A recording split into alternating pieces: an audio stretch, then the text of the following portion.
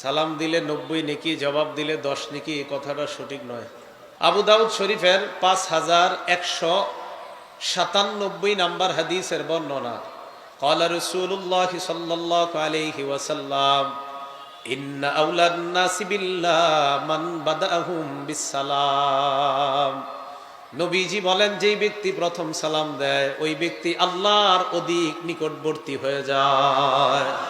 আবু দাউদ শরীফ হাদিস number 5195 number হাদিসের বর্ণনা, রাসূল সাল্লাল্লাহু আলাইহি সাল্লাম এক জায়গায় বসা, জাআ রাজুলুন ইলান নবী সাল্লাল্লাহু আলাইহি ওয়াসাল্লাম, এক ব্যক্তি আল্লাহর রাসূলের কাছে আসলেন, আসার পর বললেন আসসালামু আলাইকুম। নবীজিকে বললেন আসসালামু আলাইকুম। ফারাদ্দা আলাইহিস সালাম, নবীজি তার সালামের জবাব দিলেন। জবাব দেওয়ার পর সুম্মা জালাসা, লোকটা বসে গেছে, যিনি সালাম দিলেন সাহাবা বসে গেছে। নবীজি বললেন আশার 10 নেকি। কত নেকি?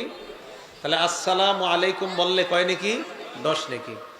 সুম্মা জাআ আখার ফাসাল্লামা আসসালামু আলাইকুম ওয়া রাহমাতুল্লাহ, আরেকজন আসছে, আসার পর বললেন আসসালামু আলাইকুম ওয়া রাহমাতুল্লাহ।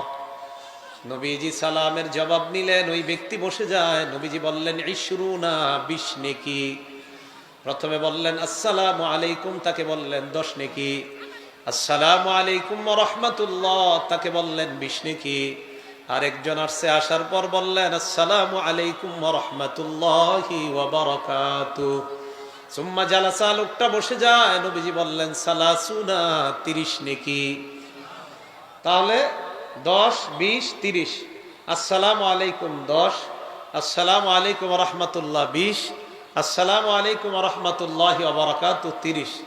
আবু দাউদ শরীফের 5196 নাম্বার হাদিসে শিথিল বর্ণনায়, শিথিল সনদে একটা বর্ণনা আসছে।